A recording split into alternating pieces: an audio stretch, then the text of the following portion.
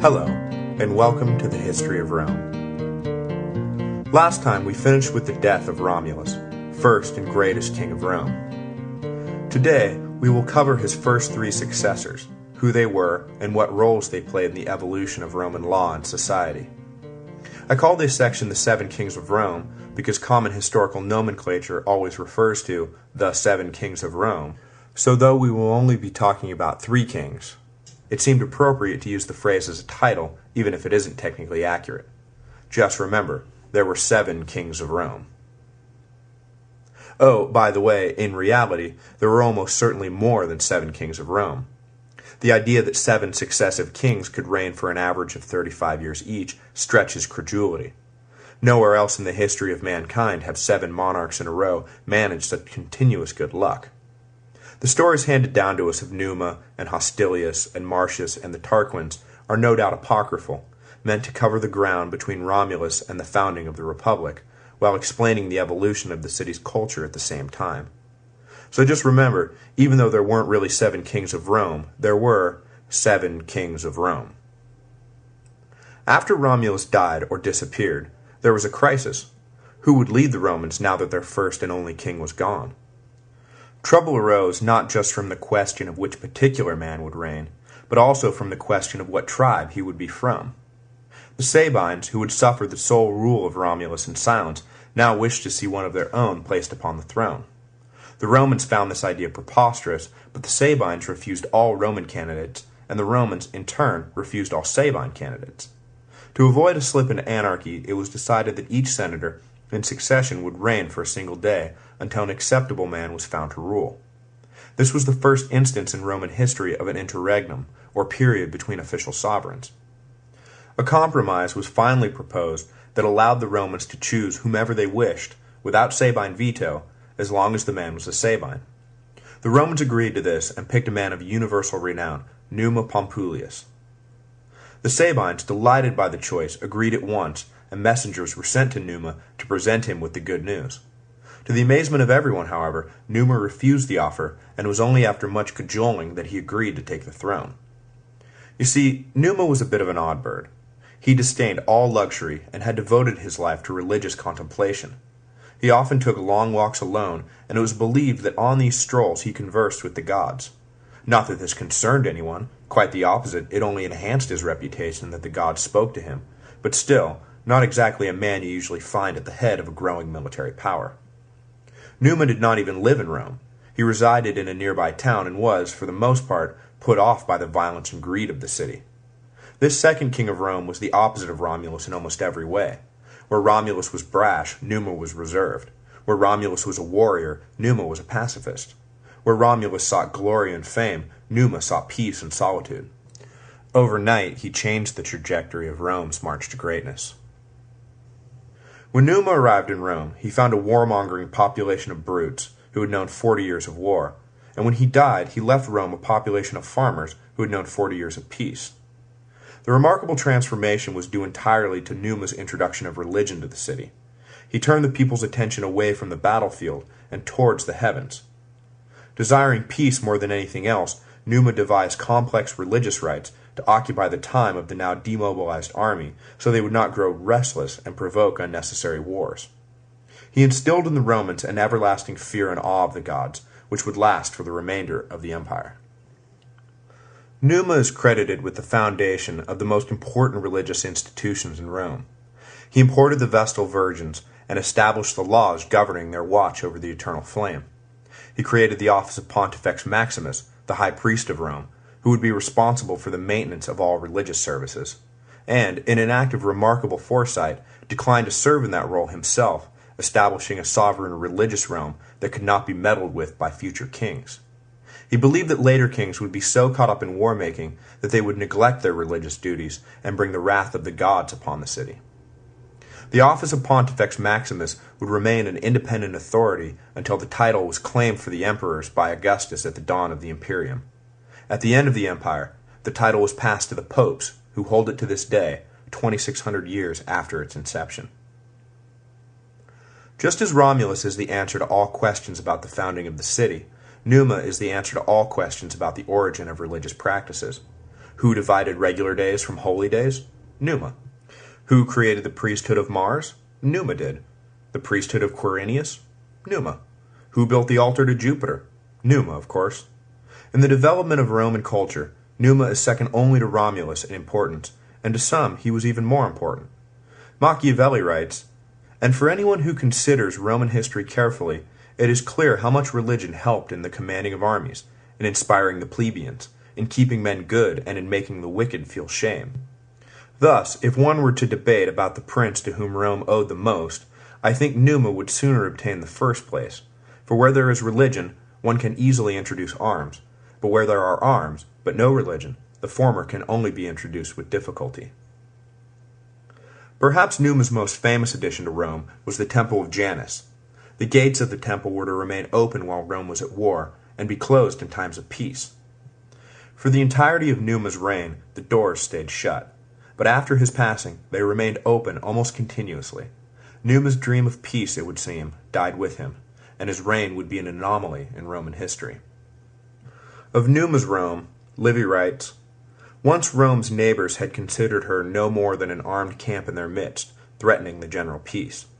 Now they came to revere her so profoundly as a community dedicated wholly to worship that the mere thought of offering her violence seemed to them like sacrilege." Numa reigned 43 years and died in 673 BC. His successor to the throne, Tullus Hostilius, did his level best to banish forever this image of Rome as a city of docile farmer priests. Just as Numa was the opposite of Romulus, Tullus was the opposite of Numa. He longed for a return to the martial virtues of Romulus.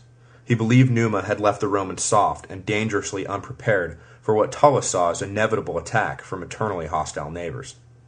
The peace of the previous decades could not hold forever, and if Rome was to live, it had to fight. With this in mind, Tullus looked around for a clash that would reinvigorate the warrior spirit of his people, and found it in the place of Romulus's birth. A cattle raiding dispute along the border between Rome and Alba led to mutual recriminations, and for Tullus, this was enough of a pretext, and war was declared. He even managed to arrange things so that the Romans looked like the aggrieved party who were being dragged against their will into battle. Armies from both sides advanced on one another, but before the order for full-scale engagement was given, Medius, the leader of the Albans, approached Tullus with an unusual proposal. There was nothing to be gained, the Albans said, in a bloody struggle between two familial people, when the Etruscans sat at both their doorsteps, eagerly awaiting any opportunity to invade. A fight between Alba and Rome would deplete the strength of both victor and vanquished, leaving the door wide open for the Etruscans to make them all slaves. Medius proposed that single combat should decide their quarrel. That way their respective armies could still keep the ambitious Etruscans in check. Tullus agreed reluctantly, seeing the logic of Medius's argument, though it would not be single combat per se that would decide things. Each army's ranks held 3 brothers, triplets, who were chosen to fight for the fate of their people. This fight between the Roman Herati and the Alban Curiati is an episode, like the rape of the Sabine women, that has found its way into countless works of art and literature, most famously in the Oath of the Herati by Jacques-Louis David, that great lover of antiquity. In front of the opposing armies, the 2 sets of brothers squared off. The fight was furious, and in quick succession 2 of the Romans lay dead. Horatius, the remaining brother, knowing he could not take all 3 of his enemies at once, ran up a nearby hill, forcing the 3 Curiati to chase him. As the first neared, Horatius turned abruptly and killed him. The second Alban brother arrived too late to help, and Horatius fought and killed him as well. The third Curiati, weary from the chase and from wounds sustained in the earlier fight, was no match at all upon arrival. He fell to his knees, and Horatius did not fight him so much as execute him, plunging his sword down the poor bastard's throat.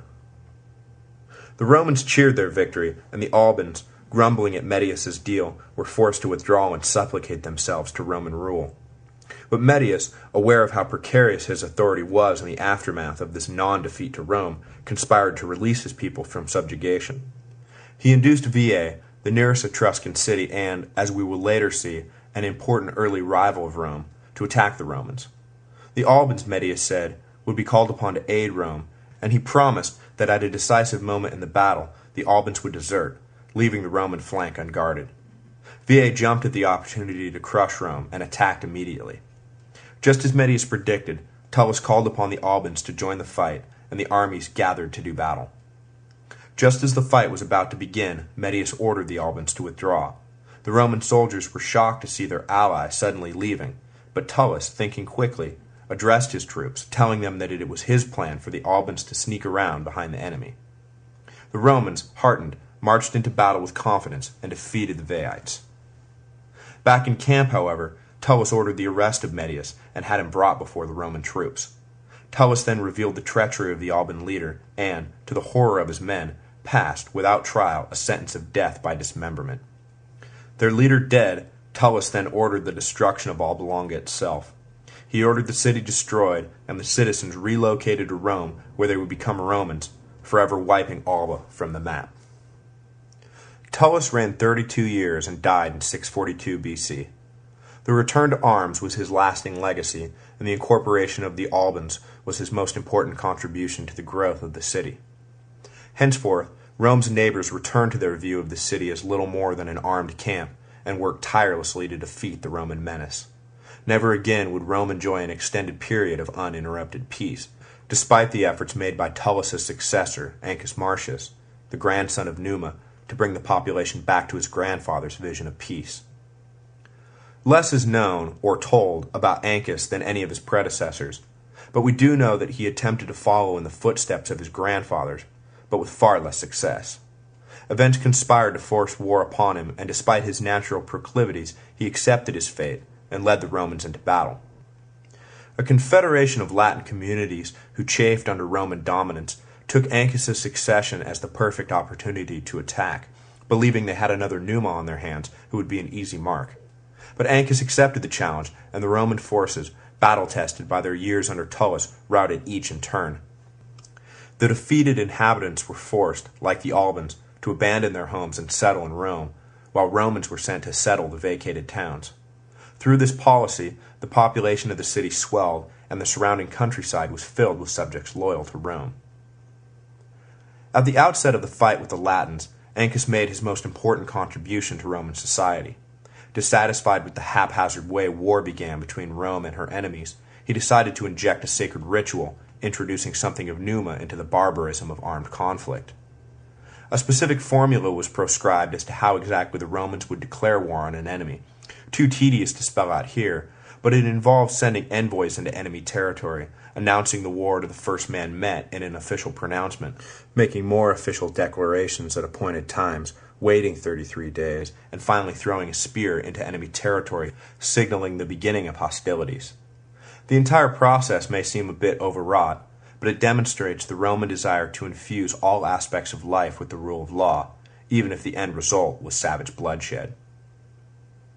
After the campaign against the Latins, Ancus won an important victory against the Veites, gaining control of the Maetian forest and extending Roman territory all the way to the sea. The consequences of this event cannot be overstated. Through Ostia, the port town founded by Ancus at the mouth of the Tiber, all initial Roman forays into the Mediterranean were launched and received. Ancus reigned 24 years and died in 617 BC. At his death, Rome found itself immeasurably strengthened by the addition of countless new citizens, a neighborhood free of enemies, and a port to call its very own. We will leave the story here and pick up next time with the final three kings, the Tarquin dynasty, the last of which would show himself to be such a tyrant that the very idea of monarchy would be hateful to Romans forever after, even forcing the emperors to semantically cloak their activities so as not to be accused of monarchism. As I said earlier, the lives of these kings are apocryphal biographies designed to explain the origin and development of Rome to later Romans. What is mostly being fleshed out in the story of these first kings is the relationship between the two most important pillars of Roman society, war and religion. The warlike Romulus is followed by the religious Numa, who is followed by the warlike Tullus, until finally the two pillars are joined in Ancus, the religious king who is dragged into battle by fate. This interplay is instructive and offers a neat encapsulation of their character. The Romans are a warlike people, tempered by religion, not a religious people forged into warriors. Ultimately, it is war, not prayer, that defines the Romans. Imagine if it had been the opposite, a people founded by a religious pacifist and succeeded by a warrior who who was then succeeded by a pacifist, who was then succeeded by a warrior dragged by fate into a religious life. It paints a very different picture. The Romans are fighters through and through, though Machiavelli's point is well taken. Without religious tempering, it is doubtful the Romans could have sustained a republic based upon the rule of law, and would have remained an unremarkable tribe of violent barbarians. To sum up, the Romans were soldiers who took oaths seriously, not priests who took swordsmanship seriously. Join me next time as we discuss the last days of the Roman monarchy and what was so bad about Tarquinius Superbus, the last king of Rome, that led the city to transform itself into a republic that lasted for 5 years. We have covered 4 of the 7 kings of Rome: Romulus, Numa Pompilius, Tullus Hostilius, and Ancus Marcius. Today we will discuss the final 3, the so-called Tarquin dynasty, the father, Tarquinius Priscus, a decent if manipulative king, his adopted son and successor, Servius Tullius, and finally his real son, Tarquinius Superbus, who usurped his adopted brother and was then himself usurped by a fed-up mob, marking him forever with the infamy of being the last king of Rome. Lucius Tarquinius Priscus was born in Tarquini, one of the 12 cities of Etruria, the son of a Corinthian exile named Demaratus. Tarquin, the name by which history remembers him, was a shrewd businessman who became wealthy, but due to his racially mixed heritage, he was only admitted so far up the Etruscan social and political ladder. Angered at being denied the respect he felt he deserved, he decided to move to Rome, a city famous for offering men a fresh start. In Rome, Tarquin made an immediate splash. He gave lavishly, funding public projects, charities, and anything else that would bring him renown. It did not take long for Tarquin to come to the attention of Ancus Marcius, the aging king. In his final years, Ancus brought Tarquin into his confidence, leading to a close relationship that resulted in Tarquin ultimately being made guardian of Ancus's 2 sons when the king died. Tarquin knew an opportunity when he saw it, and after Ancus died, he sent the 2 boys away on a hunting trip. He then lobbied the Senate to hold elections for a new king immediately to avoid any possible threat to the city brought on by the vacuum in leadership. Tarquin had made a lot of friends in the short time he had been in Rome, and his further generosity no doubt convinced any fence-sitters that he was the man for the job. He was selected in a landslide and became the 5th king of Rome. One of his first acts, demonstrating his characteristic shrewdness, was to expand the Senate by another 100 men, bringing their total number to 300. The new senators were wholly obligated to Tarquin for their positions and, predictably, supported him in everything that he did, leaving the Senate little more than a rubber stamp for Tarquin's policies. This could have proven disastrous if Tarquin had been an incompetent or tyrannical leader, but he proved to be a conscientious and able king, both as an administrator and military commander. Soon after his election, Rome found itself at war, again, with some of its Latin neighbors. Tarquin easily routed his opponents and returned to Rome with a great deal of plunder. He decided to celebrate his victory by throwing public games the likes of which had never been seen. But there was no stadium large enough for Tarquin's vision, so he ordered a hippodrome built between the Palatine and Aventine hills. This hippodrome, when completed, would become known as the Circus Maximus, one of the greatest sports venues in the ancient world. It would remain in continuous use for the 1,000-year existence of the empire. Immediately after work began on the Circus Maximus, Rome found itself embroiled in a fight with the remaining independent Sabine communities. They had never gotten over having half their population annexed by the Romans, and now sought to challenge the upstart for control of the region. Tarquin again led the Romans to victory, defeating the Sabines with strategy as well as brute force. Destroying a bridge the Sabines had used to cross into Roman territory, cutting off any escape route, he then smashed them against the river. To celebrate this victory, Tarquin inaugurated one of the most famous of all Roman traditions, the triumph. Later years would set guidelines for what constituted an official triumph, but the basic parts were put in place by Tarquin. The leader of the victorious army rides into the city on a chariot drawn by 4 horses. The legions follow with prisoners of the vanquished army and all manner of plunder seized from the enemy. To be awarded a triumph was the greatest honor a Roman general could receive. More will be said later about the traditional elements of a triumph, so for now we will simply note for trivia's sake that it was Tarquinius Priscus who celebrated the first one. Right around this time, a fantastic story reached the king.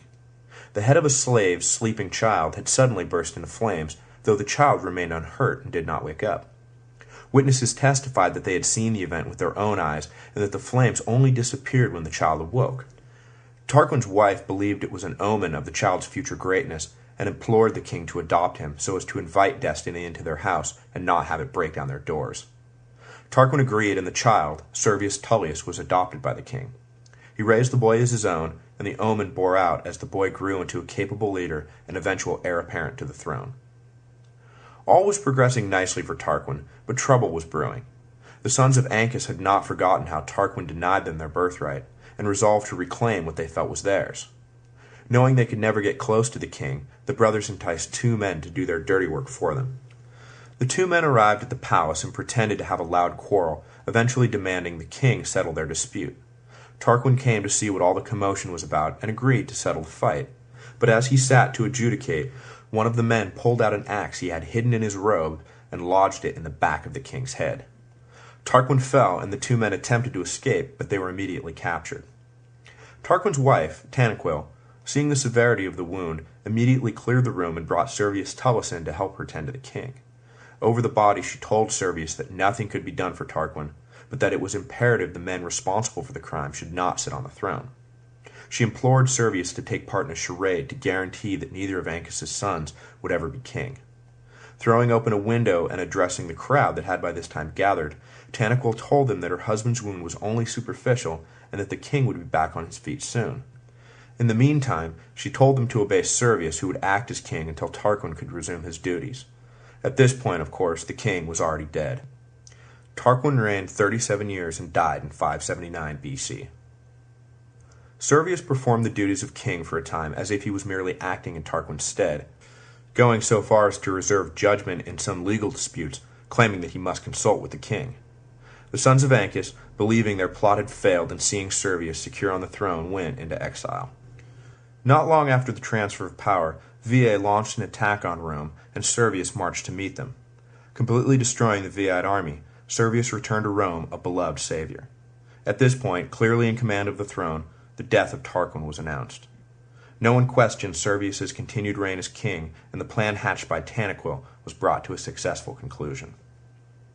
Servius would be the second to last king of Rome, and by all accounts the last good one. He was responsible for the final reconfiguration of Roman society prior to the establishment of the Republic, a reconfiguration that would have a profound effect on the way that Republic would ultimately be governed. Desiring to take stock of the city's resources, wealth, and population, he instituted the first census. Based upon the data he received, he divided landowning Romans, known as the Assiduii, into 5 classes. Nominally divided by wealth, the idea was to establish who could provide what when war inevitably came knocking. The first class was the richest, able to provide a helmet, round shield, bronze breastplate, leg armor, sword, and spear. The second class provided all the same equipment as the first, save for the breastplate. The third provided the same as the second, but for the leg armor. Only a spear and javelin were required of the fourth class, and the fifth provided merely slings and stones. Sandwiching these classes were the richest of the rich, already separately designated as equites, cavalrymen able to provide horses, and the poorest of the poor, i.e., most of the population, who were exempted from military service. Men aged 18 to 40 from the 5 classes formed the legions, when the need, which was often, arose. The classes did not serve a strictly military function. They also formed the basis of the new Roman electoral college. The old tribal assembly created by Romulus, the Comita Curiata, was surpassed by Servius's new Comita Centuriata. Each of the classes were further divided into centuries which voted as blocks. The centuries, however, were not equal in size. The first class, which was the smallest, was divided into 80 centuries. The second, third, and fourth classes each had 20. The fifth, by far the largest, was composed of 30. The small group of equites were divided into 12 centuries, and the landless masses were granted just 1. Elections being determined by a simple majority, the equites in the first class held between them all the votes they needed to control who would hold office and what policies would be pursued. There was some logic to the wildly skewed voting system. The wealthy shouldered the financial burdens of both state and military, and thus felt entirely justified in their stranglehold on power. The bulk of the population, however, would come to view the system as entirely unjust and would eventually have to take drastic steps for their voices to be heard. Servius's reign was progressing nicely. The Latin communities even contributed funds to build a temple to Diana in Rome, admitting once and for all that Rome was the capital of Latium. However, all was not well. Just as Ancus's sons were the undoing of Tarquin, so would the sons of Tarquin be the undoing of Servius. Servius believed he had covered this obvious threat by marrying his daughters to the two Tarquin boys, Lucius and Aruns. But this was not enough for Lucius, who felt he had been tricked out of his rightful succession, though his new wife was non-committal about this alleged injustice. His brother Aruns, who could not have cared one way or the other, found himself married to a woman, Tullia, who resented his lack of ambition and admired Lucius's drive. Tullia further despised her own sister for not supporting an obviously great man in his quest for the throne. Evil took hold of them, and, not being particularly creative, they decided to simply kill their unwanted mates so they could be together and pursue the crown at full throttle. The newlyweds began a whisper campaign against Servius, pointing out his low birth and the fact that he had never been truly elected. To the richest in Rome, they alleged that the census was no more than a trick to expose their wealth so Servius could snatch it up and hand it over to his low-born friends. Lucius grew ever more bold as he gained support, until finally he decided to make his move. He went to the palace while Servius was away and sat upon the throne, demanding that the Senate assemble before him. When they did, out of a mixture of fear and confusion, he demanded they kneel before him and hail him King Tarquin. He was in the midst of a lengthy speech degrading Servius when the old king appeared, demanding an explanation. A scuffle ensued between the supporters of Tarquin and those loyal to Servius, and in the melee the old king himself was struck and killed. Servius had reigned 43 years and died in 535 BC. Lucius would become known to history as Tarquinius Superbus, or Tarquin the Proud, the last king of Rome. From the start, Tarquin was the very model of a tyrant. He was vain, arrogant, pompous, and dismissive of both the people and the Senate. He built monuments to himself at the expense of the rich, using the labor of the poor. Smart enough to understand his shaky position, having seized power without so much as a nod to electoral formalities, he chose fear as the basis for his reign. He claimed for himself all legislative and judicial functions and dared anyone to oppose him. Those who did quickly regretted their choice. Tarquin arrested, tried, and executed his opponents, completely bypassing the traditional court system. He confiscated property whenever he saw fit and arbitrarily reduced the ranks of the Senate, leaving it anemic and unable to counter his actions. Tarquin's misconduct was not confined to the city itself. He sought to consolidate Rome's power over Latium, and to this end called a council of the local nobility. He let them sit all day without making an appearance, until one of them rose to declare that Tarquin was making them wait on purpose to show that he could order them around at will. Just then Tarquin finally appeared. The king made note of the man who had spoken against him, and, after the meeting broke up, bribed one of the noble's slaves to plant a cache of weapons in his master's room. The deed done, Tarquin recalled the council and announced that he had just discovered a plot against his life and fingered the offensive noble as its leader. They marched as a group to where the noble was staying and discovered the hidden weapons. That, coupled with his speech from the day before, was enough to frame the poor man, and he was immediately executed without so much as a trial. The remaining Latin nobility, whether they believed the charges or not, believed that Tarquin was capable of almost anything, and so did nothing to challenge his position in Rome. The city and surrounding countryside thus pacified, Tarquin sat back to enjoy the fruits of his labor. But only poisoned fruit can grow from such poisonous seeds, and Tarquin would soon pay the ultimate price for his underhanded tactics. Tarquin, obviously, had engendered no goodwill in the city, and the population waited only for a spark to light them into full revolt. Tarquin's own son would provide that spark. The young man, Sextus, was invited to a dinner party hosted by Collatinus, a local noble, and upon meeting Lucretia, the lady of the house, Sextus decided that he must have her. Inflamed with lust, he returned to the house while Collatinus was off laying siege to the nearby town of Ardea and raped her. His lust sated, Sextus rode off unaware of what he had set in motion. Collatinus, riding back to Rome with a certain Lucius Junius Brutus, was met by a messenger who bid him return to his house at once. There, surrounded by her father, Collatinus and Brutus, Lucretia told them what Sextus had done, and then, overwhelmed by shame, grabbed a knife and stabbed herself in the heart. The three men, grief-stricken, stood over her body and swore that the Tarquins would pay for her death. Returning at once to the encamped army at Ardea, Brutus raised them into revolt with a stirring speech denouncing the Tarquins as oppressive criminals. He then led the army back to Rome, where he planned to expel the Tarquins once and for all. Arriving in the city, he marched through the streets and found a population slaving away on Tarquin's various pet projects and ready for revolution.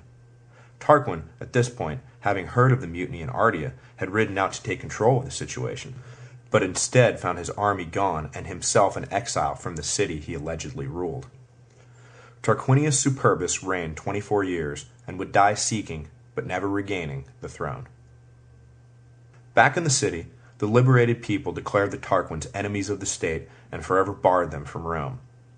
The Comita Centuriata was convened, and it was decided that kings should never again rule Rome, and that 2 men should be elected annually to be leaders, so that power could never again be concentrated in the hands of a single man. Collatinus and Brutus were duly elected and were inaugurated as the first 2 consuls in Roman history. The year was 509 BC, and the most famous republic in the history of the world was born. The story of the ill-fated Tarquin dynasty casts an interesting shadow over Roman history.